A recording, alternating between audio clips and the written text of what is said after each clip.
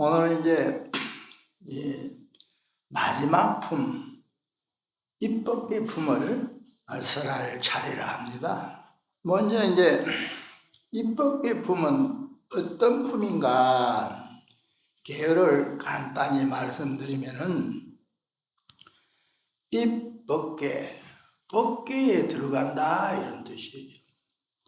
법계라는 것은 화엄경에서는 보살행을 완성하고 부처의 경지에 들어가는 것을 말합니다.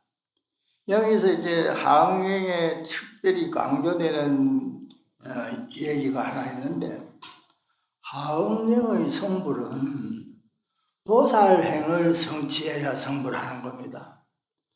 우리 불교가 깨달음의 종교라 일반적으로 이렇게 말하지 않습니까? 깨달아야 부처가 되는 거예요. 그래서 이제 선수행하는 이 선종 법문에서는 성품을 보아야 된다. 개인성을 해야 된다. 그래야 성불을 하는 것이지. 특히 가나선 수행을 할 때는 하두라 하는 말이 있죠. 의단이라고도 이걸 타파해야 개인성의 경지에 들어간다는 거예요. 그래서 이제 깨달음의 세계에 들어가는 어떤 방법을 이렇게도 말하고 저렇게도 말해요. 또 정토신앙 같은 데서는 아미타 부처님을 열심히 연불해서 연불산매에 들어가 가지고 아미타 부처님을 칭견하는 수가 있다는 거예요. 그렇게 되면 이 사람이 극락 방생을 할 수 있는 그런 사람이 된다는 이런 식으로 말하는 경우도 있어요. 또 이제 미륵신앙 세계에서는 미륵보살이 도설천에 있는데 도설천에 있는 미륵보살을 만나기 위해서 열심히 미륵을 생각하고 그렇게 연불을 하듯이 열심히 정진을 하면은 도설천에 태어날 수 있다. 그래서 미륵교에서는 도설천을 정토교에서 말하는 극락세계와 똑같은 세계로 봅니다. 미륵신앙에서는. 그래서 이제 부처님 경지에 들어가는 것을 종파마다 다르게 말하는 수도 있다 이거예요. 그런데 화엄경은 특유의 성불론을 가지고 있는데 이 성불론이 어떤 것이냐? 보살행을 완성해야 부처의 세계에 들어갈 수 있다 이거예요. 그러니까 부처의 세계에 들어가려면 보살도를 완성하는 거예요. 그래서 보살도를 완성해가지고 요 입법계 품 앞에 품이 이시간 품인데 세간을 떠나요. 세간을 떠나서 이제 보살행을 다 완성해가지고 떠나는 겁니다. 그래서 이제 부처님 세계에 들어간다. 법계란 말이 한국에서는 일자를 붙이고 진자를 붙이고 일진법계라고 말하는데 이게 여러 가지 복합적인 뜻을 가지고 있는데 부처님 세계, 깨달음 세계 이런 뜻을 가지고 있습니다. 그래서 이제 이 입법계 품이 그런 법을 설해 놓고 있다. 근데 입법계 품에는 이제 선제동자라는 동자가 출연을 해요. 등장을 합니다. 이 화엄경을 장소로 말하면은 7 장소에서 설했다 이렇게 말하고 법회 수를 말하면은 9회에 걸쳐서 설했다 이럽니다. 그래서 이제 입법계 품 설한 이 마지막 품 법회가 9회째예요. 9회째 부처님이 내나 성도를 했던 보드가야 보광명경 강당에 계셔요.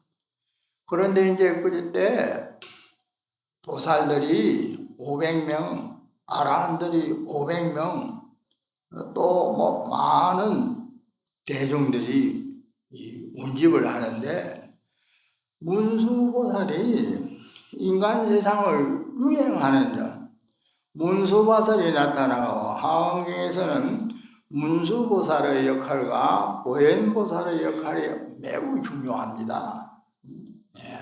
하원경은 또 알고 계시겠지만 부처님이 법신 비로자 부처님이에요. 물론 이 부처님을 60근본에서는 노사나 부처님이라고 합니다. 보통 이제 법신, 모신, 하신 부처님을 삼신으로 설명하는데, 이 하원경에서는 비로자납을 법신을 주불로 하면서 삼신 부처님을 전부 그 법신 속에 통합을 해버려요. 그래서 이제 하원경 부처님은 원래는 법신 부처님이지만은 그 법신 부처님의 노사나 부처님, 보통 보신이라고도 말하는 보신 부처님도 들어있고 하신 부처님도 들어있고, 흔히 하는 말로 삼위일체의 부처님이다 이렇게 말하기도 합니다. 이제 문수보살이 유행을 하다가 복성동반이라는 성 동쪽에 큰 탑이 있었어요. 거기에 머물고 있었는데, 그때 이제 또 많은 대중이 문수보살의 법문을 듣기 위해서 모였습니다. 그 중에 이제 동남 동녀가 500명이 있었어요. 500이라는 숫자는 불교에서는 어떤 기본 단위를 말하는 거예요. 500년. 사람이 길 가다가 서로 얼굴 쳐다보고 지나가는 것, 옛말로는 옥짓을 스치고 지나갔다 이렇게 말하기도 합니다. 이걸 500생이라는 거예요. 500생이 기본 단위예요. 통사를 창건한 자장용사 스님이 500생을 동진 추가를 했다. 상공유사에 그렇게 기록이 되어 있어요. 그 500생이 기본 단위예요. 500이라는 숫자가. 그래서 500동녀와 500동남, 500동남 가운데에, 동남이라는 건 요새 말하면 어린이에요. 나이가 적은 어린이. 500동남 동자라고도 하고, 가운데 선제동자가 있었어요. 선제동자가 문수보살 법문을 듣다가 발심을 합니다. 발심. 신심이 우러나가지고 보리심을 발해요. 보리심을 발해가지고 문수보살로부터 칭찬을 받고, 문수보살이 남쪽으로 내려가면서 선지식을 찾아가라 이렇게 일러줘요. 그래서 선제동자가 문수보살의 법문을 듣고 발심을 해서 남쪽으로 110성을 지나면서 선지식을 한 사람 한 사람 찾아가는 이 내용이 입법기부입니다. 그래서 이제 마지막에 선제동자가 처음 약창국의 이름이 다 나오죠. 선제동자가 찾아가는 선지식 이름이 약창계에 다 나와요. 덕은 해원 선주섬 제일 먼저 덕은비고, 맨 마지막에 이제 보현보살을 만납니다. 그런데 이제 왜 53선지식이라 이렇게 말하느냐 하면은, 처음 문수보살을 만나가 발심해가지고 보현보살을 만나기 전에 52번째 또 문수보살을 만나요. 그 문수보살을 2번 만났죠. 같은 보살님이. 그럼 50번째 누구를 만나냐면은 덕생동자와 유동열을 만나요. 근데 두 사람이 같이 있다가 선제동자에게 똑같은 법문을 설해줘요. 그래서 덕생동자, 유동열을 선제동자에게 똑같은 법문을 설해준 한 사람으로 그냥 표현을 해서 두 숫자가 줄어들어 가지고 53선지식이라 하는 거예요.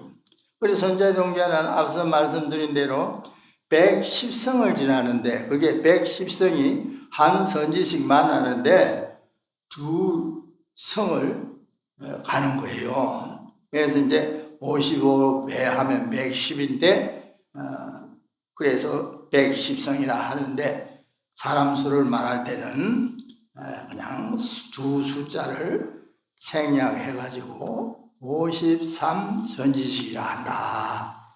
그 53 선지식 가운데는 온갖 신분의 사람이다. 하흥경 속에서 설해지는 이 선지식이란 말이 뭘 잘 알고 있어서 남을 지도해주고 깨우쳐 줄 수 있는 사람이라는 뜻이에요. 이걸 간단히 줄여서 말할 때는 선우라고도 해요. 선우. 쉽게 말하면 좋은 친구란 뜻이에요. 그래서 하흥경은 선지식 불교인데 선지식의 신분이 다양하다. 비구 스님이 5명이 나오고 비구니 스님이 1명 나오고 그래서 스님들은 6명밖에 안 나와요. 장자가 많이 나오고 또 야신이 나와. 주야신이요. 세주 모음품에 나오는 주야신들이 8명이나 나와요. 보살들도 관세음보살, 정치보살, 미륵보살, 문수보살, 모임보살 5명이 나오고 후광이 등장하고 후광이 2명이 있어요. 또 이제 온갖 신분을 그다음에 애도도 있고 여성들도 있고 뱃사공도 있고 선지식 신분이 여러 신분으로 나온다. 그래서 이제 이 선지식들이 다양한 신분으로 나오는 이것이 무엇을 뜻하느냐. 여기에 하음 사상이랄까 하음 정신이 들어있어요. 그러니까 불법을 수행하는 정신이 갖춰진 사람은 누구나 선지식이에요. 선지식. 나도 선지식, 너도 선지식. 한 가정에 살고 있는 식구들을 두고 말할 때 부모, 아버지도 선지식, 어머니도 선지식, 형도 선지식, 아우도 선지식, 언니도 선지식, 동생도 선지식, 뿐만 아니라 노송 간에 견지어 말할 때도 할아버지도 선지식, 손자도 선지식. 그러니까 선지식으로 서로 관계하는 거예요. 그래서 이제 이 선지식이란 말이 인간 세상의 하악과 모든 세상의 평화를 상징하는 그런 말로 다가오기도 합니다.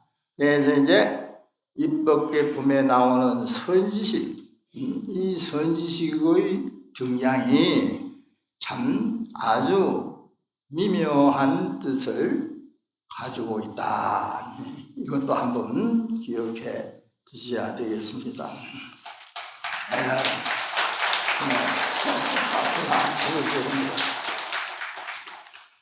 태방강불 하음경 입법계품 제3지구로다나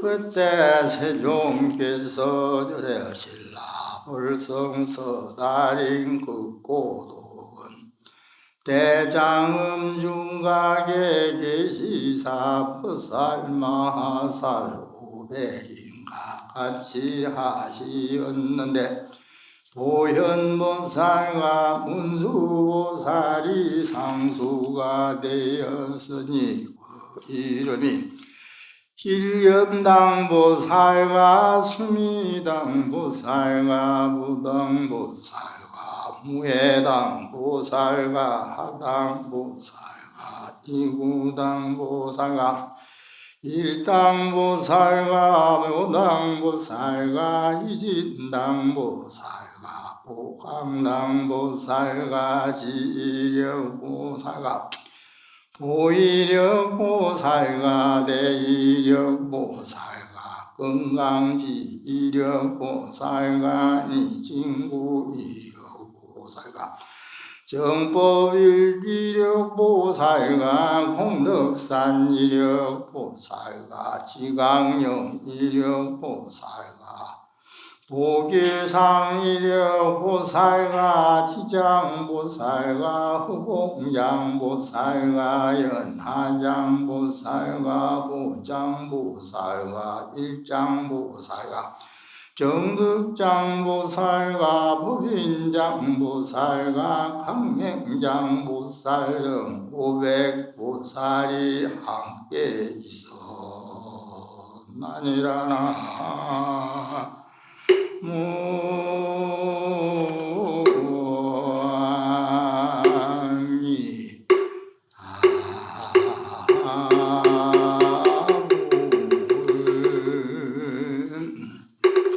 앞서 간략히 말씀드렸습니다마는 입법계품 시작은 부처님이 성도지죠.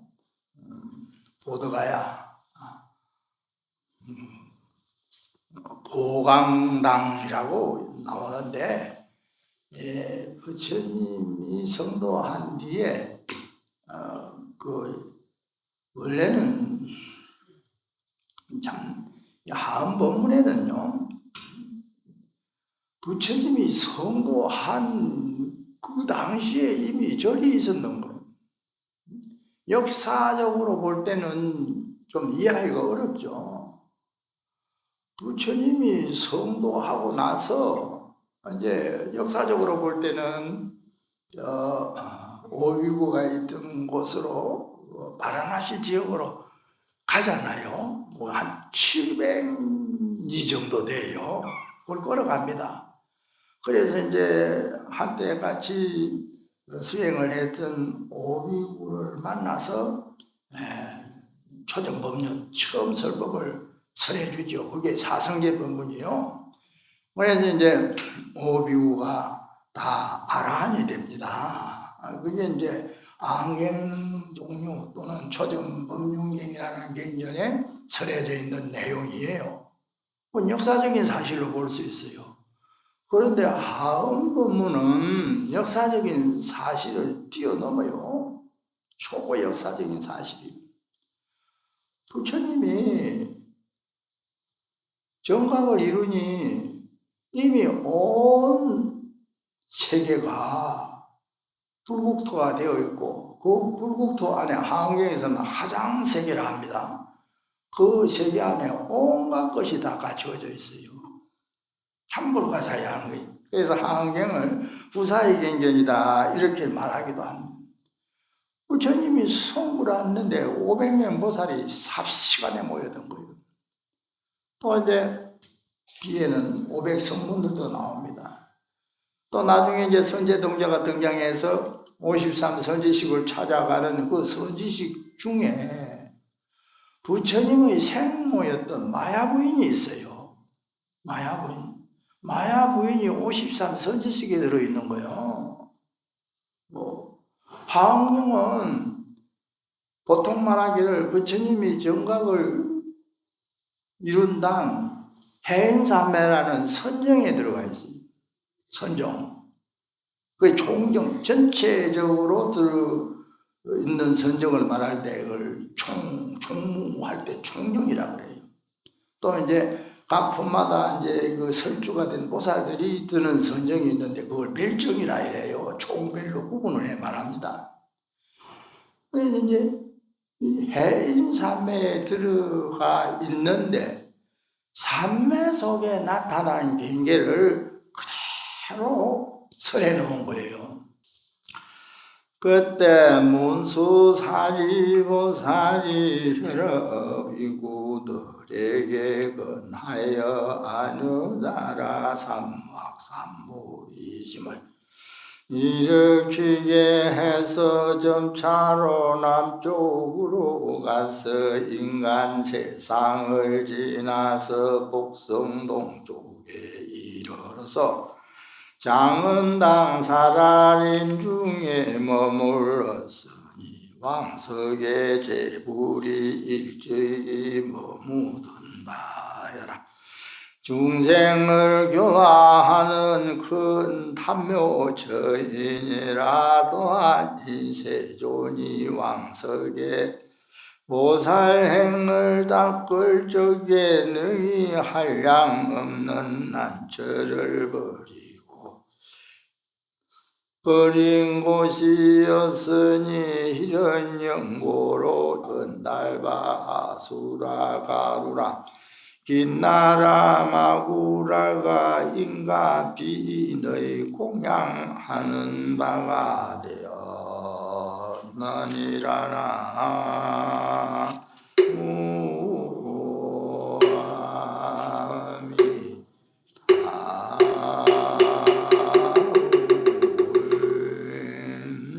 선세동자가 나오는 장면이 찾아져 가지고 먼저 문수보살이 비구들에게 안옥따라 삼막삼보리심을 따라라 꺼내가지고 남쪽으로 이제 내려가게 하는 장면이 나옵니다.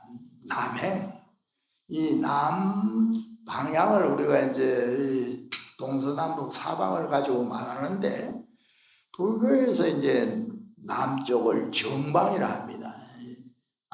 가장 바른 방향. 집도 보통 우리나라에서는 주택을 지을 때 남향집을 많이 짓잖아요. 남향이 햇빛이 제일 잘 들잖아요.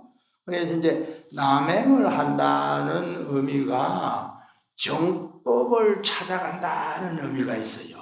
남행. 남이 정을 뜻하는 그런 글자입니다. 복성 동반에 이르러 장은당 사라림 속에 이제 가게 되었는데 그곳이 옛날 부처님들도 과거 부처님, 하은경뿐만 아니라 대성경전에서는 부처님을 3세불로 설해요. 3세. 과거 부처님, 현재 부처님, 미래 부처님. 그런데 이제 하은경의 가장 중요한 교리라 할까. 사사무예법계란 말이 있는데 사사가 걸림이 없다. 사사, 이법계, 사법계, 이사무예법계, 사사무예법계. 이 법계를 네 가지로 설명을 해요.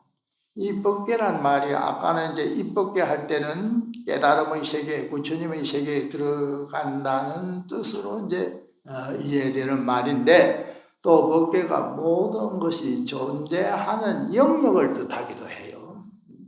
쉽게 말하면 물질적인 현상, 정신적인 현상이 일어나는 그 영역을 네 가지로 나누어 설명하는 겁니다.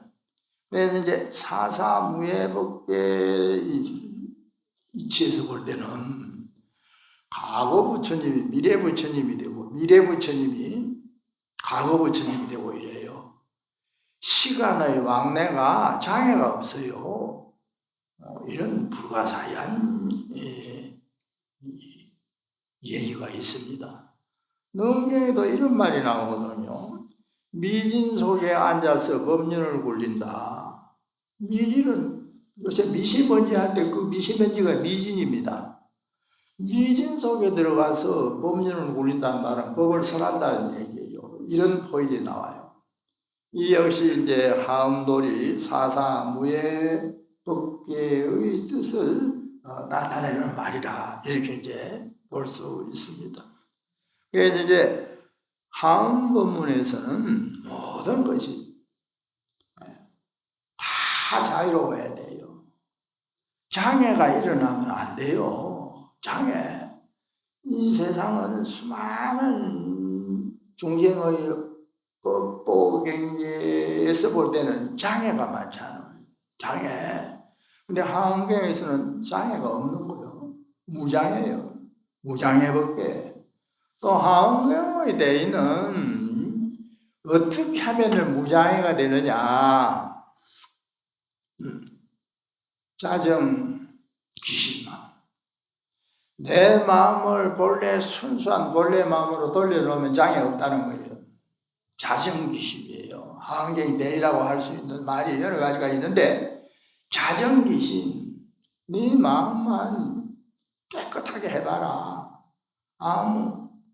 우리가 사람이 서로 충돌을 했다. 의견 충돌 또는 싸움을 했다. 뭐요? 두 사람이 전부 본래의 순수한 자기 마음을 깨끗한 상태로 가지지 않았기 때문에 화를 내는 거는 마음을 깨끗하게 가지는 게 아니에요. 욕심을 잔뜩 부리는 것도 마음을 깨끗하게 가지는 게 아닙니다. 탐진치 삼독이 일어나는 거는 장애하는 마음이에요. 사람마다 이제 이런 장애를 가지고 있어요. 심지어 현대인들은 스스로의 성격 장애를 가지고 있어요. 자신도 모르는 사이에 정신적으로 스스로 괴로워지고 온갖 장애에 부딪히게 되는 그런 경우가 있다. 그래서 하원경은 이런 장애가 일어나지 않도록 하는 거예요. 그래서 그걸 사사무예라 한다. 사사무예. 뭐 이사무예도 있고 여러 가지 무예 예의가 있는데 사사무예가 하원경 본래의 가르친 법문의 본뜻이라 할 수 있습니다. 사사무예. 아무 장애가. 자성귀신 또 뭐 잘 알고 있지만은 함교의를 다시 요약하자면은 일체유심죠. 모든 것은 마음. 모든 것은 마음에 의해서 일어난다 또는 만들어지는 것인데 그게 말은 그런데 마음 때문에 괴로워하잖아요. 마음 때문에.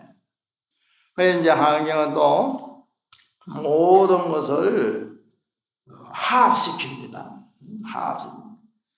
모든 경을 화합시키는. 그래서 이제 하원법문을 하쟁법문이라 원어스님 사상을 말할 때도 그런 말을 쓰죠. 원어스님은 신라시대 스님이잖아요. 우상스님과 같이 하음대가였죠. 그래서 원어스님은 여러 가지 이적을 보이기도 하고 우리나라에서 하음 사상을 앉혀놨다 할까 깔아놓은 분이 원어스님, 물론 의상스님도 계십니다. 의상스님 중국까지 갔다 왔죠. 그래서 우리나라는 전부 최초의 하음 사상으로서 불교의 근본 토대가 만들어졌다 이렇게 말할 수 있습니다. 고려시대 와서는 이제 귀녀대사가 출연했죠. 강용대 스님이에요. 귀녀대사도 하음법문을 해가지고 아주 이적을 보이기도 했어요.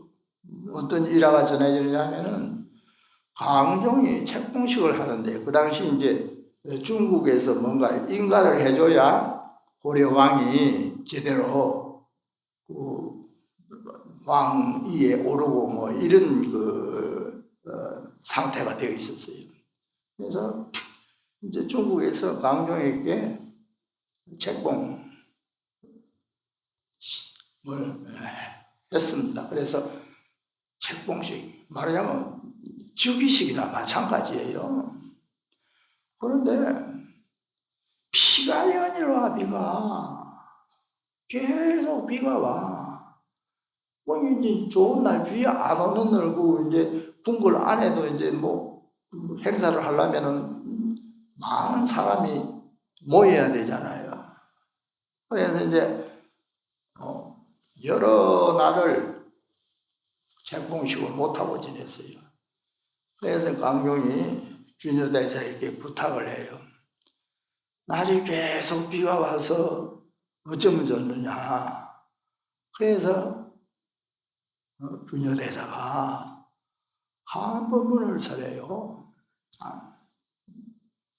그러니까 하원법문을 설하면서 기원을 했더니 그만 날이 싹 비가 그치고 맑아졌어요. 그래서 기록에는 부녀대사가 비 오기를 비는 기도를 규제를 하잖아요. 규제.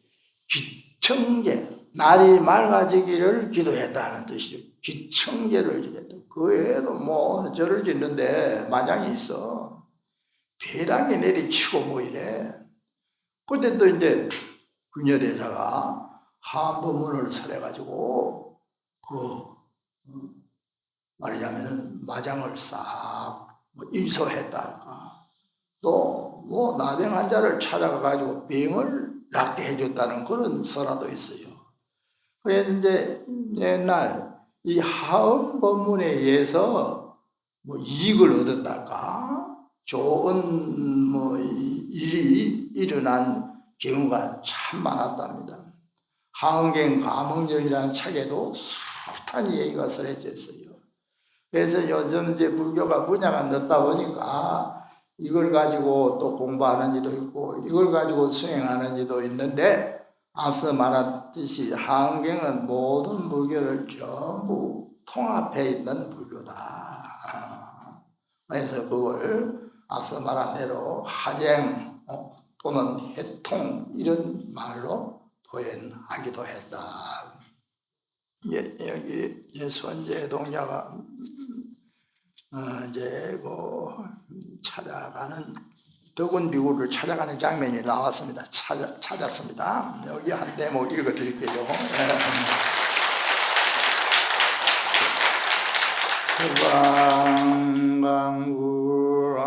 수강강구하음경이 법계품제 삼식구로다나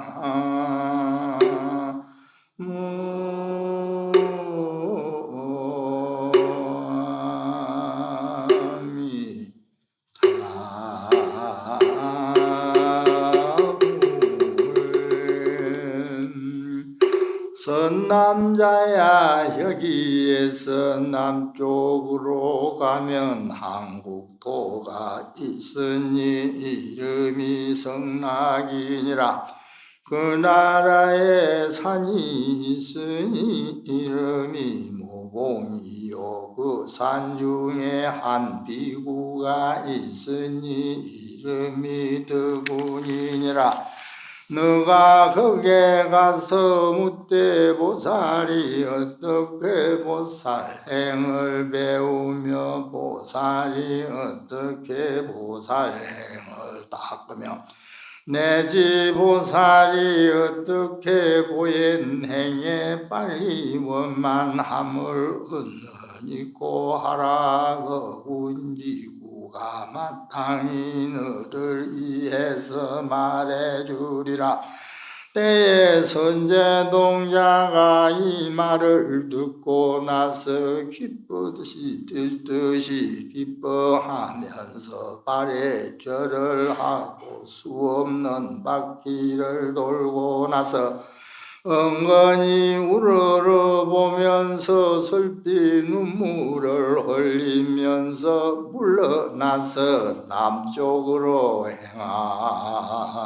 행하나니라.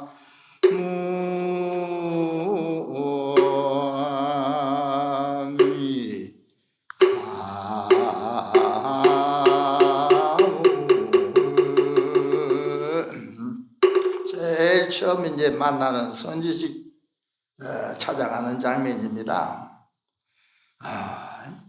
문수보살이 이제 선제동자에게 일러줘요. 남쪽으로 가라. 남쪽으로 내려가면은 승락국이라는 나라가 있다 이거예요. 그 나라에 묘봉이라는 산이 있다. 수미산도 묘봉산이라 합니다만 높은 산이라. 저 산 중에 한 비구가 있으니 이름이 덕운이다. 덕운 비구다. 제일 먼저 약창제 선제동자 선지시 뜨거운 해문 선주성 나오잖아요. 내가 거기에 가서 묻되 내가 뜨거운 비구를 찾아가서 물으라요. 첫 선지식입니다. 뭘 묻느냐 이게 중요해요. 뭘 묻느냐. 선제동자가 53 선지식을 만났을 때마다 똑같이 묻는 말이, 질문하는 말이 중요한 말이에요. 보살이 어떻게 보살행을 배우며 보살이 어떻게 보살행을 닦으며 배우고 닦는 것. 안옥따라 삼막 삼보리심을 바란 사람은 보살이에요. 보살. 안옥따라 삼막 삼보리심을 바란 보살이 어떻게 보살행을 배우며 어떻게 보상을 닦습니까? 그리고 나아가서는 이제 보살이 어떻게 보현행을 빨리 원만히 할 수 있습니까? 보현행. 이게 보현보살은 보살행을 완성한 사람이에요. 그걸 나타냅니다. 이걸 묻는 겁니다. 53 선지식 한 분 한 분 찾아갔을 때 하는 질문이 이 말이에요. 이건 어떤 면에서 내가 내 자신에게 묻는 말로 생각해 볼 수 있습니다. 물론 누구를 부처님을 염두에 두고 선지식을 염두에 두고 물어볼 수 있지만은 진정한 불자라면 이거 물어야 돼. 보살이 어떻게 보살행을 배우며 보살이 어떻게 보살행을 닦습니까? 나아가서 보살이 어떻게 보현행을 빨리 원만히 하게 할 수 있습니까? 원만히 완성한다 이 말이야. 앞서 말씀드렸죠? 하흥경의 성불로는 보살행을 완성해야 부처가 될 수 있다. 이거 암경에서는 이렇게 설합니다. 덕운비구가 문수보살 말이죠. 덕운비구가 마땅히 그대를 위해서 선자동제를 위해서 잘 설해 줄 것이다. 그래서 이제 선제동자가 이 말을 듣고 뛸 듯이 기뻐하면서 아래 절을 하고 수없는 바퀴를 돌고 나서 문수보살 우르를 보고 이별이 슬펐는지 슬피 눈물을 흘리면서 물러나가지고 남쪽으로 행했다. 그래서 이제 승낙국에 들어가요. 여기서 이제 다시 강조하는 뜻에서 선제동자의 질문, 앞서 말씀드렸습니다만 내가 나에게 묻는 질문이에요. 불교는 실제 공부를 하려면 자기가 자기에게 물어야 돼요. 예를 들면 참선 수행할 때는 내가 누구냐 네 스스로 물으라 이런 말도 있어요. 내가 누구냐 남한테 묻는 게 아니고 자기 자신에게 묻는 거예요. 하드죠. 그렇듯이 모든 것을 내가 나에게 묻는 겁니다. 내게 남에게 물어서 배우는 이런 이제 그 교육 과정에서 보통 말하는 경우가 있지만 실제 내가 나에게 묻는 거예요. 내가 답해줄 사람이 사실은 없어요. 우리가 이제 부처님 가르침을 배울 때는 지식을 얻기 위해서 부처님이 이렇게 말씀하셨다. 이걸 내가 알아야 되겠다 생각하는데 가장 중요한 것은 내가 나에게 묻는 거예요. 내가 나에게 묻는 것이 불교의 진짜 공부다. 시간이 다 돼서 오늘 오전 법문은 이것으로 마치겠습니다.